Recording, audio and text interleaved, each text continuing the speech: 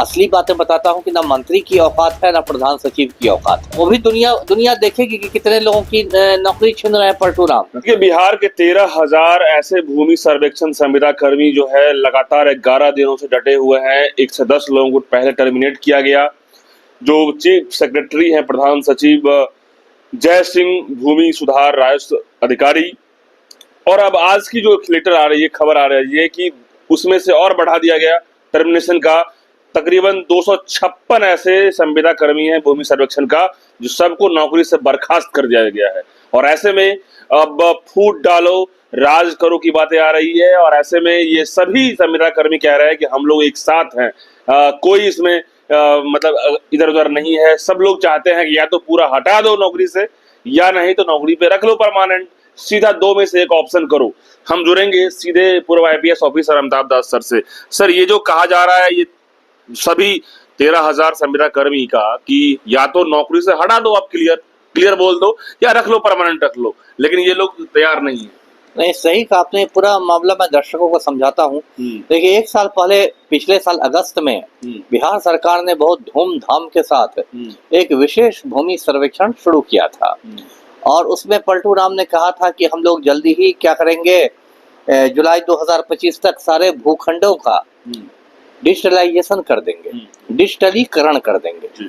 मैंने उस समय भी कहा था कि देखिए, कुछ होने वाला है नहीं, क्योंकि ऐसे तो सारे सरकारी विभाग भ्रष्टाचार के दलदल में है। लेकिन नंबर 1 पर यदि कोई विभाग माना जाता है भ्रष्टाचार में, तो वो राजस्व और भूमि सुधार विभाग है ना, नंबर 1 है ना। और जो ज्यादातर जो सीओ के ऑफिस है, अंचलाधिकारी के ऑफिस है, भ्रष्टाचार का अड्डा बने हुए हैं। किस तरह कर्मचारी लोग मतलब लूटते हैं, और किस तरह से रेट लिस्ट बना हुआ है, दाखिल खारिज का, परिमार्जन का, इसका म्यूटेशन का, खतियान की कॉपी निकालने का, वो पूरा एक उद्योग ही है भ्रष्टाचार का। तो जब ये विशेष भूमि सर्वेक्षण शुरू हुआ था, तो चूंकि बिहार में सभी 38 जिलों में होता और बहुत बड़ा था, तो उसमें लगभग 10,000 लोगों की संविदा पर बहाली की गई थी। संविदा का मतलब दर्शक जानते हैं, कॉन्ट्रैक्ट जिसको कहते हैं। और उस पर बहाली की गई थी, लेकिन ये तो चला नहीं। मुश्किल से मुझे लगता है 15 दिन बाद इतना रायता फैल गया, इतना कचरा हो गया कि इसको सरकार को स्थगित करना पड़ा। अब देखिए कि अभी गर्दनी बाग जो पटना का धरना स्थल है, जैसे दिल्ली का धरना स्थल जंतर मंतर है, ऐसे पटना का गर्दनी बाग है, उसमें हजारों लोग ये डटे हुए हैं। और उनका कहना है कि भाई हम लोग को ये नियमित कर दो, या जो आपने कहा कि बिल्कुल हटा ही दो, बर्खास्त ही कर दो। अब जो प्रधान सचिव है राजस्व भूमि सुधार विभाग के, वो ज्ञान बांट रहे हैं। उनका कहना है कि नहीं, जो इनको बहाल किया गया था वो संविदा नियमावली 2019 है और संशोधित संविदा नियमावली 2022 है, उसके तहत किया गया था। इनको नियमित करने का सवाल नहीं है। ये लोग सरकारी कार्य में बाधा डाल रहे हैं, ये कर रहे हैं, वो कर रहे हैं। और अब इन लोगों ने धीरे धीरे लोगों को बर्खास्त करना शुरू कर दिया है। अब तक जो मेरी खबर है 256 के आसपास लोगों को बर्खास्त किया गया है, जिसमें अमीन भी शामिल है, कानूनगो भी शामिल है, लिपिक भी शामिल है, और सहायक बंदोबस्त पदाधिकारी भी शामिल है। और उसमें जो इन लोग का संघ की जो अध्यक्षा है वो भी शामिल है, जो सचिव है वो भी शामिल है। तो बेसिकली ये सरकार मतलब ये कर रही है, आप सरकारी गुंडागर्दी इसको आप कह लीजिए, उस पर है। और लगभग 10 दिनों से ये हड़ताल चल रही है, तो वहाँ पर कोई सरकार का मतलब नुमाइंदा नहीं गया है, कोई लोग मतलब वार्तालाप की कोई बात नहीं हो रही है। पलटू राम तो अपना एम्स में ही बैठ के इलाज करा रहे हैं। तो ये जो भी हो रहा है ये बहुत गलत है। और इनकी मांग जो है वो कह रहे हैं कि यदि नियोजित शिक्षकों को आप नियमित कर सकते हैं, मान लीजिए कोई परीक्षा लेके राज्यकर्मी बना दिया ना आपने, कोई परीक्षा ही लेके आपने बहाली करवाया और बना दिया कि राज्यकर्मी, उनका वेतनमान बढ़ा दिया, तो ये बात जब शिक्षकों के साथ हो सकती है, वही बात इन लोग के साथ क्यों नहीं हो सकती। और बात बिल्कुल जायज है। राज्य सरकार के लिए तो सारे अधिकारी, सारे कर्मचारी एक ना है, समान, कि राज्य सरकार अलग अलग करेगी। और ये लोग ये भी करें कि हमें बर्खास्त करना है, तो वो भी गांधी मैदान में पलटू राम के हाथ से हमें बर्खास्तगी का लेटर पकड़ा दिया जाए, है ना।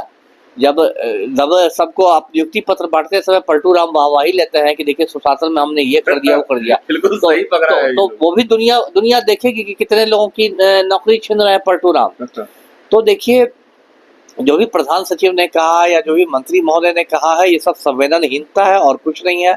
लेकिन इनकी संवेदनहीनता महंगी पड़ जाएगी, क्योंकि लगभग 2 महीने बाद देखिए बिहार में चुनाव है और ये जो 10,000 के आसपास लोग हैं, अकेले तो है नहीं, सबके साथ घर परिवार है, माँ बाप है, भाई बहन है, बाल बच्चा है। तो इतने लोगों के पेट पर यदि लात मारेंगे पलटू राम, तो ये तो पलटू राम के राजनीतिक स्वास्थ्य के लिए हानिकारक हो जाएगा ना। लेकिन जितने भी सर जो संविदा कर्मी है वो लोग मूल रूप से ये कह रहे हैं कि मंत्री तक बात पहुंची जाएगी तो मंत्री तक, यदि मंत्री को ये सोचेंगे तो जरूर हम लोग सोचेंगे, लेकिन यहाँ पे जो जय सिंह चीफ सेक्रेटरी हैं वो विरोड़ा है हम लोग के बीच का, वही जो है इस पूरा खेल को बिगाड़ दिया है। नहीं, ऐसा थोड़ी है कि मंत्री तक बात नहीं पहुंची होगी। मंत्री जी क्या मंगल ग्रह पर रहते हैं? मंत्री जी कोई बात पहुंची ही होगी, जैसे ही या जो भी प्रधान सचिव उनके माध्यम से पहुंची होगी। मतलब ये लोग कह रहे हैं कि मंत्री जी से बात बन जाएगी यदि हम लोग पहुंचेंगे या हम लोग के बीच में वो आएंगे या उस तरीके से बात बनेगी। तो अगर इतने मंत्री जी इनसे सहानुभूति रखते तब तो मंत्री जी को पहुंच जाना चाहिए था धरना स्थल पर, या अपने किसी नुमाइंदा को भेज देना चाहिए था, मंत्री के प्रतिनिधि को। देखिए, असली बातें बताता हूँ कि ना मंत्री की औकात है ना प्रधान सचिव की औकात है, इन लोग की औकात ही नहीं है। ये लोग ज्यादा से ज्यादा कुछ मतलब बयान दे सकते हैं। फाइनली जो फैसला होगा वो पलटू राम करेंगे, जो मुख्यमंत्री है वो करेंगे। और पलटू राम तो हाथ में तराजू लेके घूमते हैं, मतलब राजनीति में क्या शुभ लाभ है उनको। यदि लगेगा कि नहीं भाई, इन लोग को यदि हम नियमित कर लेते हैं तो पूरे राज्य भर में हमारा एक वोट बैंक बन जाएगा और हमको चुनावी लाभ हो जाएगा, तो पलटू राम नियमित कर देंगे। लेकिन एम्स में तो भर्ती है ना सर अभी, दिल्ली एम्स। हाँ, दिल्ली। बताइए, ये भी कितना बड़ा मजाक है कि 20 वर्ष में पलटू राम राज्य में एक भी ऐसा अस्पताल नहीं बना सके जहां मुख्यमंत्री बीमार होने पर भर्ती हो सके, है ना। पीएमसीएच भी वर्ल्ड क्लास बन गया, एनएमसीएच भी वर्ल्ड क्लास बन गया, सब वर्ल्ड क्लास बन गया, लेकिन पलटू राम को खुद इलाज के लिए दिल्ली जाना पड़ता है। यहाँ पे डॉक्टरों का भरोसा नहीं है नीतीश कुमार को। आप खुद देख रहे हैं, भरोसा रहता तो पीएमसीएच में ना भर्ती होते। वर्ल्ड क्लास बन गया है, इन्हीं के मंत्री जी कहते कि वर्ल्ड क्लास बन गया है, तो पलटू राम भी पीएमसीएच में भर्ती होते, एनएमसीएच में भर्ती हो जाते। इतने जो पटना में है, तो अपना इलाज के लिए एकदम सीधे दिल्ली भाग। क्या लग रहा है कि जब तक नीतीश कुमार इलाज करवा के यहाँ ना आएंगे तो ये लोग स्थिति हालात जो है बदतर रहेगी, ये होगी ही बिल्कुल। ऐसे ही लोग बैठे रहेंगे और इनको इसी तरह से डराया धमकाया जाता रहेगा, बर्खास्त करने का की तलवार लटकी रहेगी। ऐसे देखिए, मैं उन लोग को एक बात बताना चाहता हूँ कि ये लोग अपना आंदोलन जारी रखें, संघर्ष जारी रखें, अहिंसात्मक ढंग से संघर्ष करें, कोई हिंसा नहीं करें और बर्खास्तगी से नहीं डरे। यदि इनका मामला मजबूत होगा, ये कोर्ट चले जाएंगे, Patna high court. High court से फटकार मिलेगी, हाई कोर्ट का चाबुक सरकार को लगेगा, तो इनकी दोबारा बहाली भी हो जाएगी, क्योंकि बर्खास्त करने का कोई मतलब आधार नहीं है। जी, आधार नहीं जी, बिल्कुल। तो ये सर ने बिल्कुल साफ कह दिया कि अधिकार है ये सारे भूमि सर्वेक्षण संविदा कर्मियों का कि आप कानून का भी दरवाजा खटखटा सकते हैं।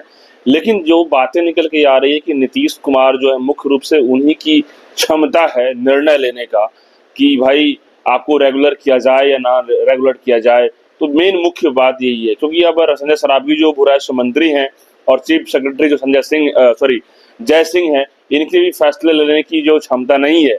ऐसे में अब नीतीश कुमार तो दिल्ली एम्स में आंख का इलाज करवा रहे हैं, तो देखने वाली बात है कि यही चीजें अब दुर्गति जो झेलना पड़ रहा है संविदा कर्मियों का, 11 दिन से धरना पे डटे हुए हैं और चीफ सेक्रेटरी के द्वारा जो है लगातार टर्मिनेशन का जो है दौड़ जारी है।